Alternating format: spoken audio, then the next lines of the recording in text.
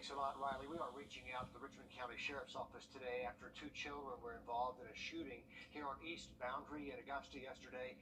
One minor detained for questioning, the other minor taken to the hospital for a gunshot wound to the leg. So we're still waiting to learn how old these kids are, how they got the gun in the first place, and if there will be any charges stemming from all this.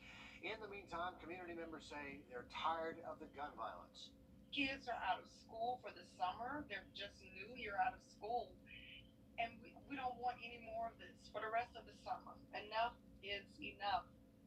And this weekend, local activists are gathering for an event called March for Our Lives, calling for an end to gun violence. Happening now, a town hall meeting about housing at Fort Gordon. It is the first since a hearing on D.C. put conditions on post in the national spotlight for all the wrong reasons. But we're told none of that will be discussed. Who you see there is Garrison Commander Colonel Shaw Pick talking right now. All of this starting just a few minutes ago at 5 o'clock, and it includes a Garrison Command team. Again, this is the Garrison Commander talking now, as well as reps from Wrdw, the private company at the center of a decade-long I-team investigation and the recent hearing in D.C. Let's listen in.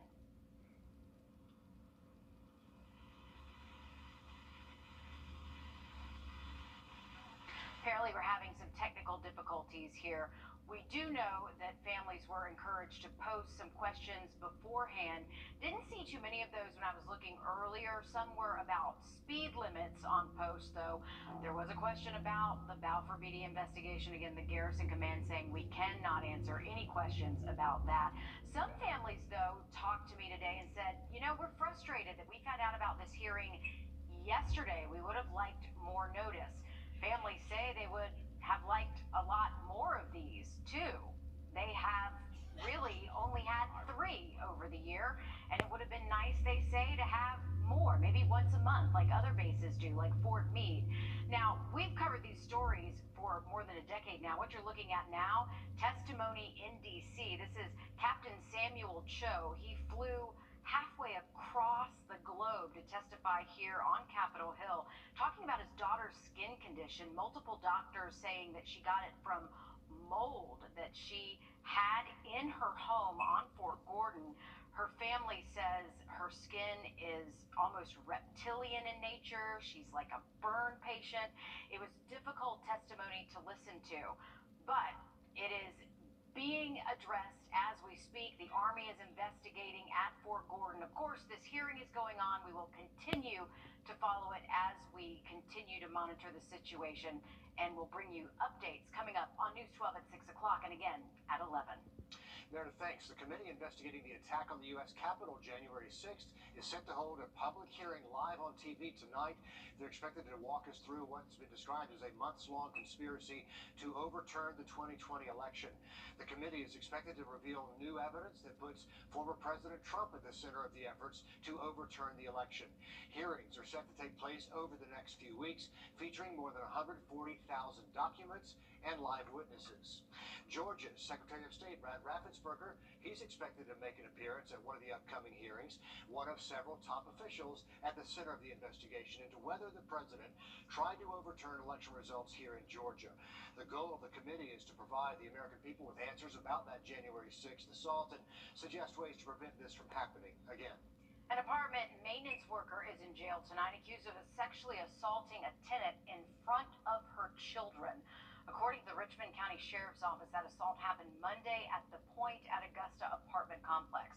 The victim says she allowed the man inside her apartment to fix the AC unit. When she started to fight and scream, the report says, the man left the apartment where her 1-year-old and her 2-year-old were.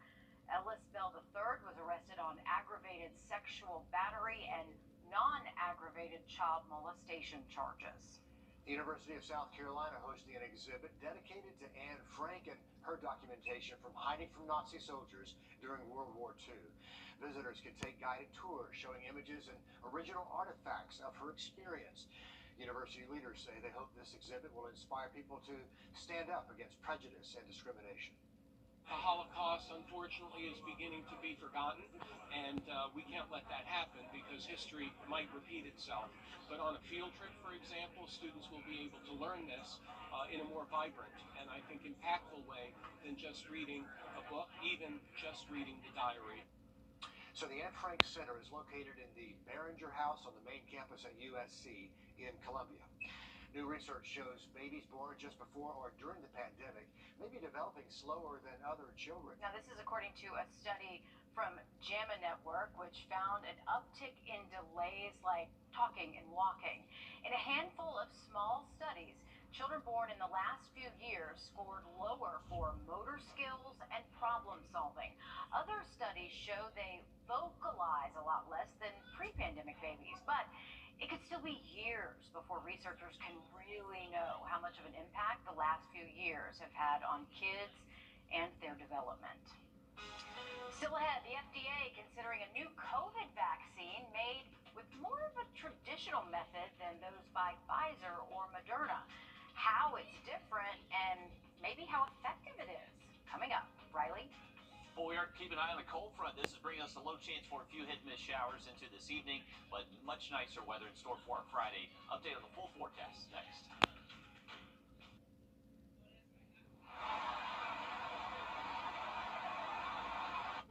Fans at a concert in Maryland got soaked last night while waiting for the show to start. Heavy rain swept through the area, causing heavy flooding at the venue just outside of D.C. Yeah, this wasn't on purpose. Concertgoers took to social media to share the images of all of that water. The performer, Halsey, delayed the concert to out the thunderstorm, ride it out, wait on it, and the flood and the tornado warning and all of that. But the fans, well, they wanted the show to go on. So it was ultimately canceled at the last minute, though.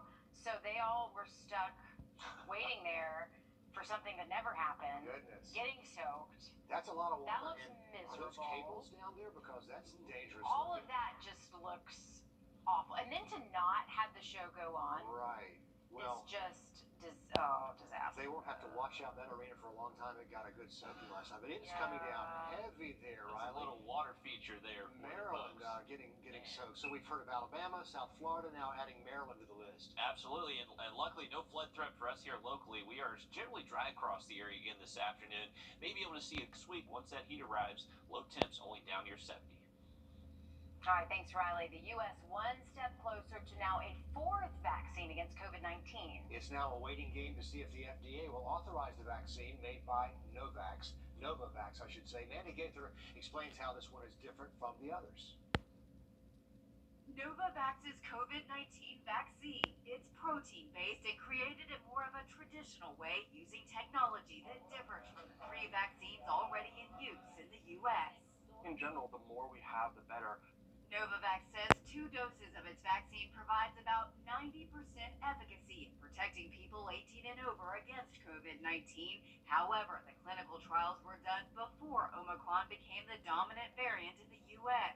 The most common adverse reactions included headache, nausea or vomiting, injection site pain, and fatigue. There's also some evidence of a rare swelling of the heart that's also been reported at times in people who got one of the other COVID-19 vaccines.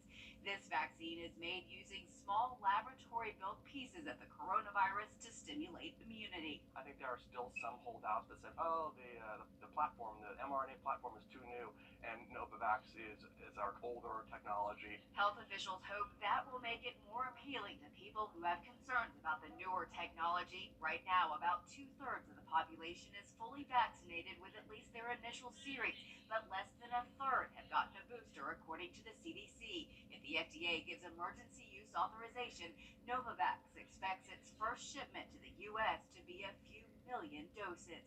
For Health Minute, I'm Mandy Gaither. Novavax says its COVID-19 vaccine has gotten authorization for use in those 18 and older in more than 40 other countries so far. So it also has an emergency use listing from the World Health Organization, and we'll let you know when we hear more about it. First at 5 continues after the break. The live Vikings.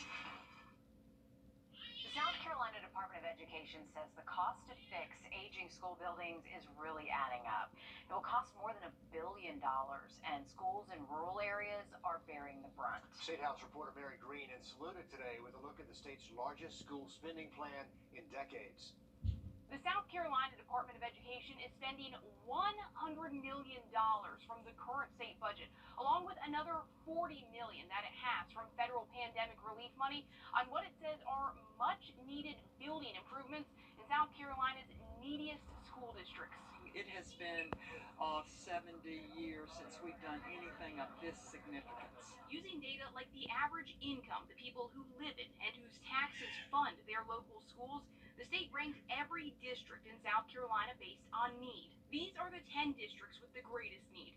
Spearman staff looked at them first, then expanded it to the 25 neediest, and worked with vendors to assess school facilities to determine how the state will distribute money. So far, more than $15 million is headed to Dillon 3 and 4.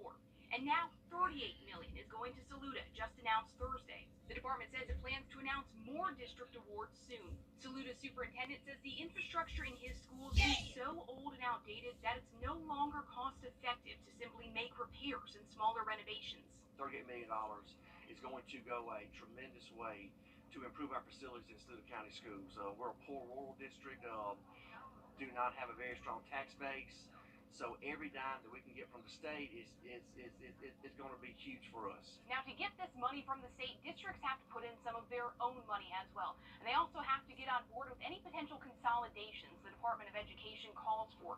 Here in Saluda County, their plan is to tear down the elementary school behind me and combine it with the nearby primary school into one new school in a new building. Reporting in Saluda, I'm Mary Green. South Carolina state lawmakers still finalizing next year's budget, but the Department of Education expects to receive at least another $100 million in that spending plan for these projects. Grant me hope.